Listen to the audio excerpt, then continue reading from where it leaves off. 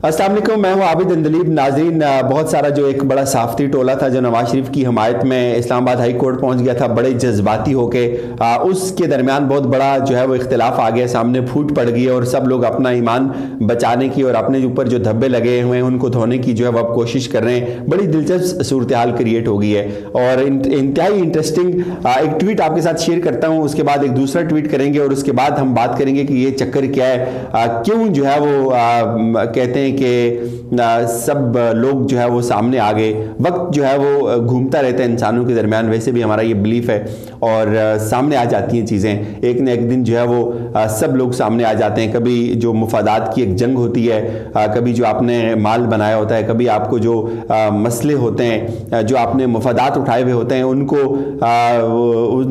उनके पीछे आप ज़ाहिर है आप नहीं छुप सकते, आप आ जाते हैं सामने। आप कब तक आप छुपेंगे? वही सूरत हाल अब हो गई है कि आप कुछ लोग अपना ईमान बचाने के लिए, कुछ अपनी साख बचाने के लिए भाग रहे हैं और भागने उनको जो है वो वक्त भागने नहीं दे रहा। एक ट्वीट सामने आया है उस सिलसिले में जो 16 हमारे बड़े सहाफ़ी हैं जो नवाज शरीफ साहब के हक में इस्लामाबाद हाई कोर्ट पहुंचे थे कि बड़ा ही बुनियादी इंसानी हकूक़ का मसला है और इंसानी हकूक़ बहुत हद तक मुतासर हो चुके हैं और ये हम भी इससे बड़े मुतासर हो रहे हैं। तो आप मेहरबानी करें कि ये जो नवाज शरीफ साहब की स्पीच पे जो पाबंदी लगी हुई है इसका जो मसला है ये हल कर दें। उस सिलसिले में कुछ चीज़ें सामने आई हैं। आसमा शिराजी साहब ये कहती हैं कि based on the principle of freedom of expression I give my consent to be part of human right commission of Pakistan and PFUJ petition, but the petition in the form of it is presented in the court is nor what I agreed to nor I want to this matter to be viewed from a specific person's point of view। जी समझ आई? वो ये कहती हैं कि मैं तो भाई मेरा तो बुनियादी इंसानी हकूक़ का मसला था और मैंने उस तनाज़र में जो है वो इस पिटिशन का हिस्सा बनी हूँ। ये पिटिशन जिस अंदाज में कोर्ट में जो है वो पेश की गई है और जिस तरह से ये हुई है एक स्पेसिफिक पर्सन के पॉइंट ऑफ व्यू से, मैं तो इसका बिल्कुल जो है वो इसके मेरी बिल्कुल कंसेंट नहीं थी, मेरी ये मर्जी नहीं थी और मैं बिल्कुल इसकी हामी नहीं हूँ। वो ये कहती है कि my view is clear that this matter should be looked at with the reference to the fundamental rights जो कॉन्स्टिट्यूशन 19A पाकिस्तानियों को देता है उस तनाज़र में इस मसले को देखना चाहिए। लेकिन ये जो पिटिशन है इसको इम्प्रूव होना चाहिए था, इसको बहुत ज़्यादा इसमें जो है वो नकाइस हैं, इसको इम्प्रूव किया जाना चाहिए था। अब ये बड़ी दिलचस्प सूरत हाल है, ये इसको ऐसे आप ना लें। सबसे पहले तो आप ये देखें कि ये जो बड़े बड़े साफ़ी 35-36 लाख 40 लाख सैलरीज लेते हैं, इन्होंने उस पिटिशन पे साइन किए हुए हैं। आलम यह है कि पहले तो बड़े जज्बाती हो जाते हैं, इंटरव्यूज़ करने हों, जहाज़ों में सफ़र करने हो और साथ जाना हो, ट्रैवल करना हो, बड़ी आसानी से कर लेते हैं, उम्र हज भी कर लेते हैं। और जब बात आती है पिटिशन की तो पिटिशन पढ़ते नहीं हैं, बड़े जज्बाती होकर अदालत में चले जाते हैं, दस्तखत कर देते हैं उधर। 38 पेजेस की जो पिटिशन है जो रिक्वेस्ट की हुई है कोर्ट से, उसको पढ़ा नहीं है। फिर ये दो तजाद हैं। कुछ लोग ये कहते हैं, कुछ लोग ट्विटर पे आके ये कहते हैं जी कि हम ये पर्सन स्पेसिफिक नहीं थे, कुछ ये कहते हैं जी कि ये गलत है, ये सारी की सारी दरखास्त ही गलत दी गई है, इसको इस तरह से होना ही नहीं चाहिए, इसको इम्प्रूव करके होना चाहिए था।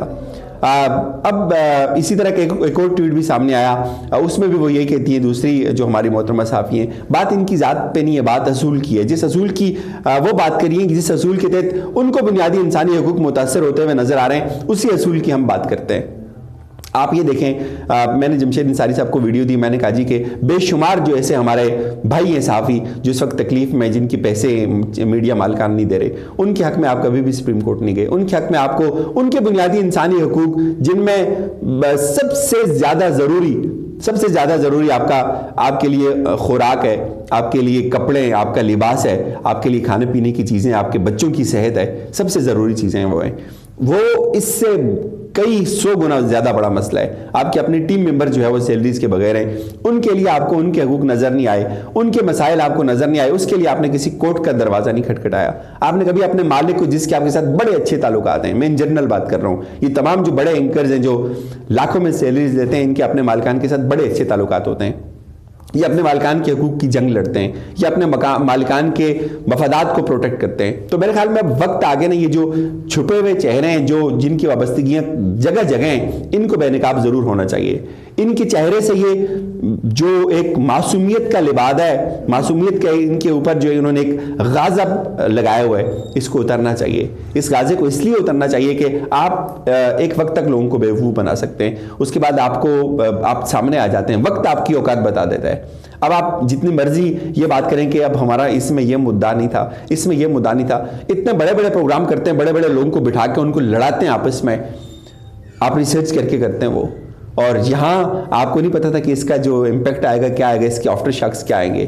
سب کو پتا ہوگا، لیکن ظاہر ہے جذباتی ہوں گے، انکار نہیں کر سکے ہوں گے. نواز شریف صاحب نے کہہ دیا ہوگا، مریم صاحبہ نے کہہ دیا ہوگا کہ بھائی چلو اب کرو، نمک حلالی کرنے کا وقت آ گیا، اب آؤ نا، ورنہ ہم تو تمہاری فائلنگ کھول دیں گے. انہوں نے کہا جی یار ہم تو کرتے ہیں بھائی، اس کا حصہ بن گئے، بڑی خوشی سے بھاگے بھاگے آئے اور پٹیشن جو ہے وہ سائن کر دی. اور اب کوئی ان سے یہ پوچھے کہ آپ کو کیا چونا لگایا کہ آپ کو کوئی غلط پٹیشن دکھائی گئی تھی اور آپ نے کوئی اور پٹیشن سائن کر دی اور ادھر کوئی اور پٹیشن جو ہے وہ پیش کر دی، آپ نے پٹیشن کو پڑھا نہیں ہے یا آپ بیوقوف بنا رہے ہیں قوم کو. یہ ساری چیزیں ایک طرف ہیں. اب ان کی یہ بات کوئی نہیں مانے گا کہ اس پٹیشن میں یہ ہوا، یہ پرسن اسپیسیفک نہیں ہے، یہ بالکل پرسن اسپیسیفک ہے.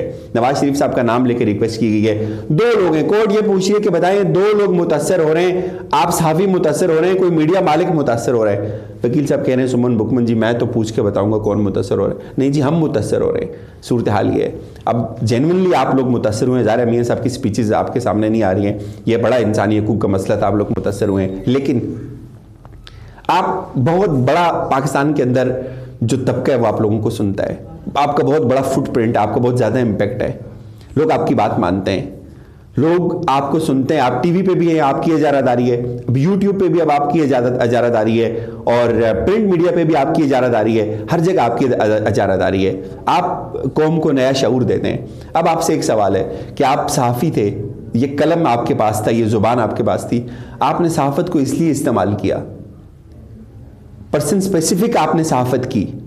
اس کا اندازہ اس بات سے ہوتا ہے آپ نے آج جو ایک اپنے پورا صحافتی کیریئر جو تھا آپ کا، اس کا جنازہ نکال دیا.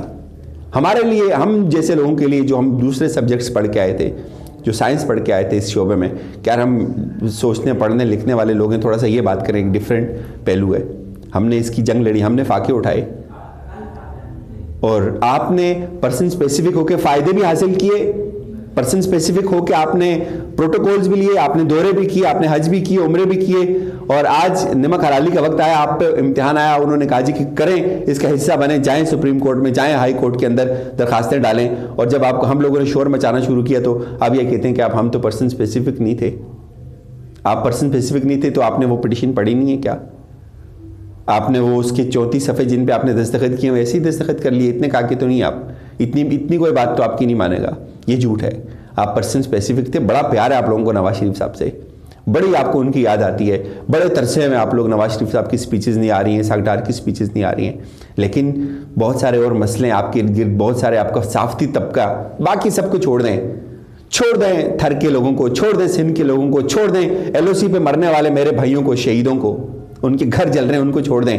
ان کے لیے آپ کو کبھی DSNG لے کے آپ نے یہ گوارہ نہیں کیا کہ آپ چلے جائیں LOC پہ، یار یہاں چل 15-16 گھر جل گئے انڈین کی فائرنگ سے، ایک پروگرام ان پہ کرتے ہیں، یہ لوگ ڈیزرو کرتے ہیں، بڑے غریب لوگ ہیں، یہ دکھا دیں. اس وقت وہاں برف پڑ رہی ہے اور وہ لوگ گھروں کے باہر ہیں، گھر نہیں ہے وہاں، ان کے کوئی حقوق نہیں ہے یار، ان کی تو کوئی سن ہی نہیں رہا، کوئی دنیا آپ بھی نہیں سن رہے، کھانے پینے کی چیزیں نہیں ہے وہاں، غریب لوگ ہیں، گھر جل گئے، سب کچھ جل گیا، شیلٹر نہیں ہے، اوپر برف پڑتی ہے، مائنس میں ٹمپریچر ہے، ان کے کوئی حقوق نہیں ہے یار.